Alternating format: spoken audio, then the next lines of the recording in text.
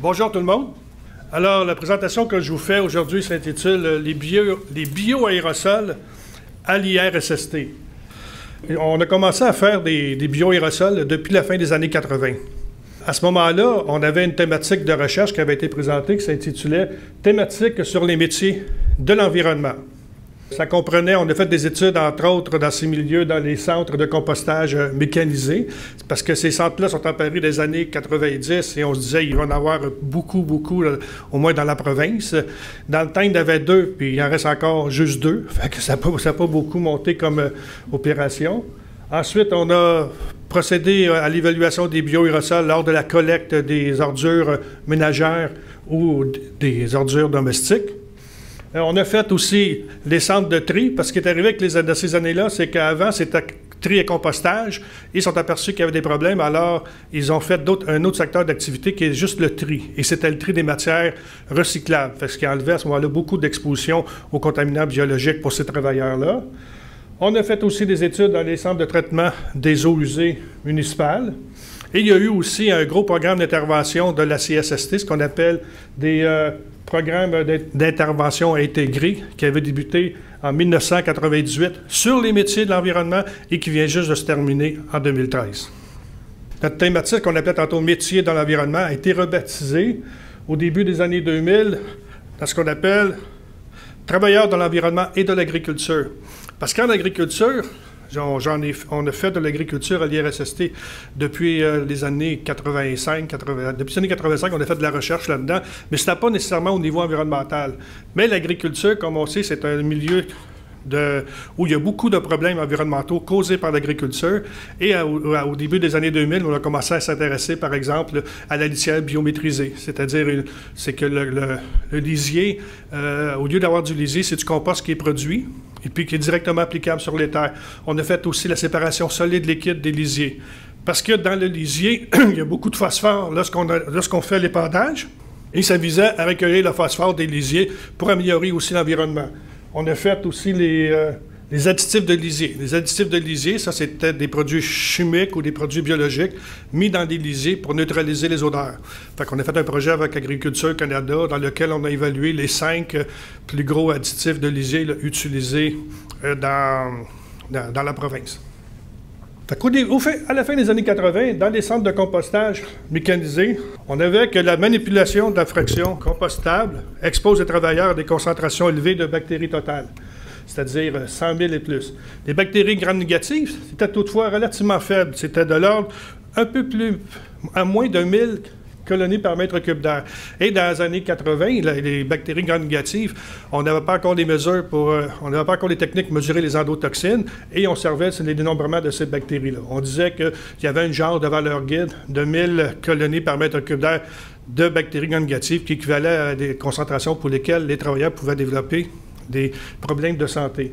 Ensuite, les actinomycètes thermophiles, parce que vu que c'est du compost, le matériel est quand même assez chaud, ils étaient à peu près de l'ordre de 15 000 colonies par mètre cube d'air.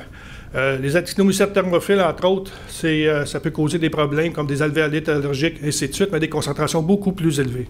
L'Aspergillus fumigatus, qui est une moisissure qui peut causer des problèmes chez les personnes qui ont des systèmes immunitaires déficients ou à concentration élevée, c'est environ de l'ordre de 12 000 colonies, et les moisissures totales étaient de l'ordre de 15 000 colonies. Donc, le principal risque au niveau du compostage était évidemment l'exposition aux bactéries totales, et évidemment, les travailleurs qui vivent toujours dans ce milieu-là peuvent développer des problèmes. Voici un centre de compostage. Ça, c'était le premier centre de compostage où est-ce que nous avons fait l'évaluation de ces années-là. Et ça, c'était les déchets qui étaient à déposer. Entre autres, ça a été fait en plein été. Il faisait environ 30 degrés Celsius dehors. Et c'est les déchets qui étaient déposés à terre. Il y a une pelle, un genre de tracteur qui mettait ça sur une plateforme. Et les gars, ce qu'ils faisaient, ils ouvraient les sacs. Ils mettaient ça en dessous, le convoyeur est ici. Et c'était mis avec les pieds dans le convoyeur, tout mélangé. Et ça s'en allait au département de tri, où est-ce qu'il triait les choses, c'est-à-dire enlevait le plastique, le carton, et tout ce qui était organique, il restait sur le convoyeur pour aller dans un composteur mécanisé, et ça restait là environ 3-4 jours à 60 degrés Celsius. Ce que, selon les Danois ont fait beaucoup d'études là-dessus, les problèmes de santé rencontrés chez les travailleurs, tels que des problèmes pulmonaires, gastro-intestinaux et cutanés, sont reliés de façon statistiquement significative aux concentrations de bioaérosols. Les bactéries totales, environ de 10 à la 3 à la 4 colonies par mètre cube d'air. Les endotoxines, 8 à 100 unités d'endotoxines par mètre cube d'air. Et les moisissures totales, de 8 000 à environ 98 000 moisissures viables par mètre cube d'air. Et ça, c'était au niveau, maintenant, j'ai oublié de le mentionner, de la collecte des ordures domestiques. Et c'est ce qu'on a fait. À ce moment-là, la collecte des ordures domestiques, bon, ben, les endotoxines, c'était quand même pas trop élevé. Parce que je vais vous montrer tantôt là, des niveaux qu'on a, des valeurs guides qui existent. C'était quand même pas super en termes d'unités d'endotoxines. Et la fin des années 80, ben, à ce moment-là, on avait déjà les méthodes pour mesurer ces substances-là. Les bactéries totales, 10 à la 3, 10 à la 4, c'est quand même pas si pire aussi. C'est pas trop élevé. Puis les moisissures, ben, rendues à 98 000, là, ça commence à être des expositions là, significatives. Les centres de tri des ordures ménagères, ce qu'on appelle des centres de tri de matières recyclables, ce qu'on a mesuré dans nos études, environ 22 000 colonies en moyenne là, de bactéries totales. Ça représente les pires situations, c'est-à-dire les concentrations les plus élevées qu'on a mesurées. Les bactéries gram négatives, là, on était à 3 200, c'est-à-dire environ 3 fois les valeurs guides recommandées, et les moisissures, environ 19 000. Donc, on remarque que ce soit au niveau de la collecte, au niveau des centres de tri, on se trouve à peu près entre un édifice à bureau et l'agriculture. L'édifice à bureau, en termes de concentration, en termes de bactéries, c'est environ 1000 colonies par mètre cube d'air. Les moisissures, c'est peut-être, c'est fonction de ce qu'on rencontre dans l'air extérieur. Et les autres, bien, c'est les concentrations de bactéries sont 10 à la 4, 10 à la 5. Alors qu'en agriculture, bien là, c'est 10 à la 6, 10 et même 10 à la 7. Et on a même mesuré, à un moment donné, dans une étude faite par Dr. Duchesne, dans les lançages de mousse de tourbe, des concentrations de l'ordre de 10 à la 9 moisissures totales par mètre cube d'air. Ça, ici, on a fait le traitement des eaux aussi. Et ce qu'on avait mesuré dans les centres de traitement des eaux dans les années 80, bien, environ 10 à la 4 bactéries totales. Les bactéries gram négatives inférieures à 1000 et les moisissures totales environ 10 000 unités. C'est formant des colonies. Il faut se dire toutefois que la majorité de ces opérations-là se font à l'extérieur. C'est pourquoi les concentrations sont plus faibles. La litière biométrisée, début des années 2000, c'est là qu'on est arrivé, on a commencé à ajouter l'agriculture au métier de l'environnement. Les bactéries totales qu'on mesurait dans ce milieu-là, en hiver, dans les pays conditions, c'est environ 270 000 colonies, donc c'est 10 à la 5 colonies de mètre cube d'air. Les bactéries gram négatives, environ 4 000, donc ça commençait à être significatif aussi. Les actinomycètes thermophiles, inférieurs à 10 000. Les aspergillus, inférieurs à 10 000. Et les moisissures totales, environ 10 000. Fait que, toutefois, dans ce genre d'élevage-là, la litière biométrisée, l'avantage, c'est que tu pouvais prendre la litière, tu la mets directement dessous du nez, tu la sentais, puis ça sentait rien. Il n'y avait aucune odeur produite par ce genre d'élevage-là. Ça, c'était lorsqu'on a fait l'étude sur la litière biométrisée, et c'était fait au début des années 2000. Les additifs de lisier, ça, c'est qu'est-ce qu'on mesurait directement là, dans les barils. C'est un laboratoire fait à Agriculture Canada à Lennoxville. Les bactéries totales dans les contenants étaient inférieures à 1000, gram négatives inférieures à 15, puis les moisissures totales inférieures à 700. On s'aperçoit que les concentrations sont très faibles. Mais ce qui est intéressant, c'est que ces concentrations-là, peu importe l'additif qui était mis, n'étaient pas différents de nos contrôles sans additif. Alors, on n'a pas pu démontrer aucun additif qui est efficace. Séparation solide-liquide des lisiers, ça a été fait aussi au début des années 2000. Les bactéries totales, ça a été fait en laboratoire. On mesurait avec des pâtes toutefois vivants. Et on avait environ 10 à la 5 colonies pour les bactéries totales. Les endotoxines, là, à ce moment-là, on avait nos méthodes pour les endotoxines. Environ 2000 unités d'endotoxines, ce qui est quand même très élevé si on les compare. Il y a une valeur qui a été proposée dernièrement par les pays scandinaves, surtout pour les Pays-Bas, de 90 unités d'endotoxines par mètre cube d'air. Alors, 2000, on était vraiment là, au-dessus de cette valeur-là pour des expositions de 8 heures. Et les moisissures totales, on a mesuré jusqu'à 1 200 700 unités de moisissure totale à un moment donné lors de ces opérations-là. Au niveau 2013, il y a un projet qui vient d'être terminé qui s'appelle « Les risques associés aux préparations bactériennes et enzymatiques pour le dégraissage de nettoyage ».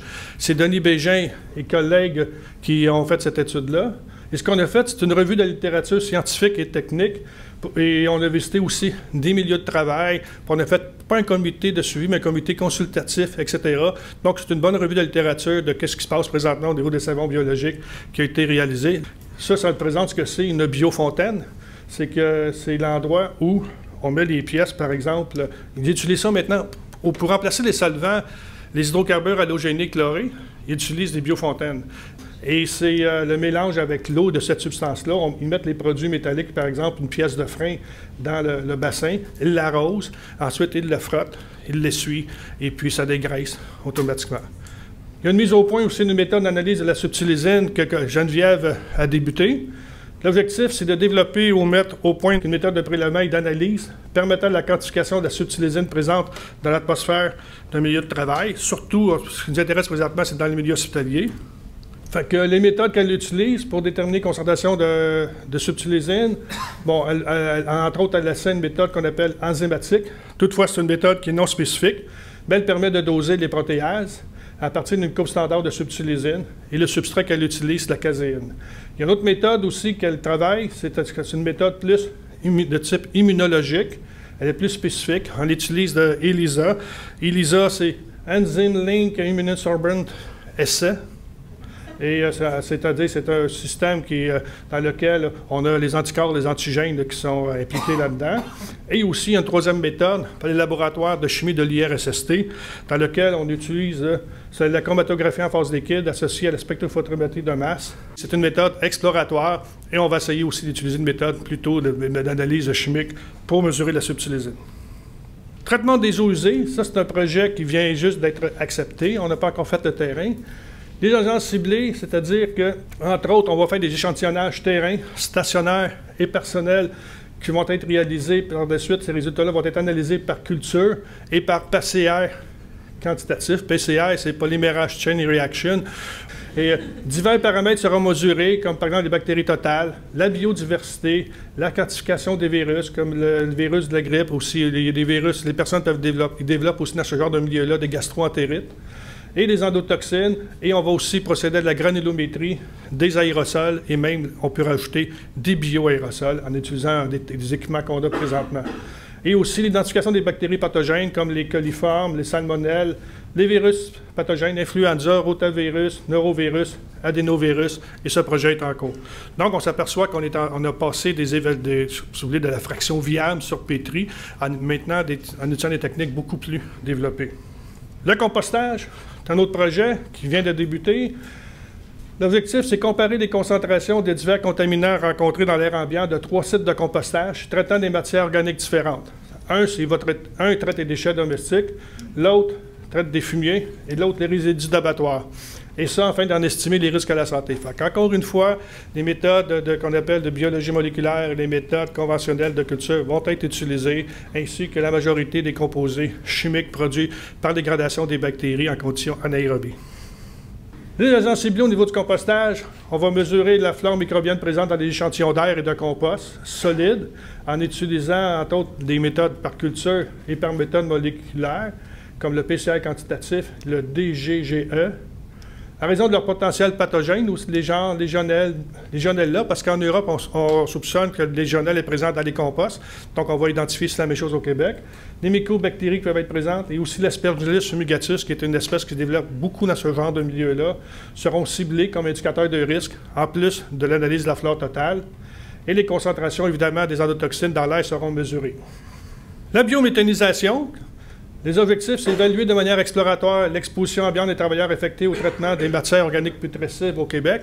D'ici 2007, toutes les ordures ménagères, pas les ordures organiques, que ce soit ménagères, que ce soit centre d'épuration des eaux, même fromagerie, il va falloir qu'elles soient soit compostées ou biométhanisées.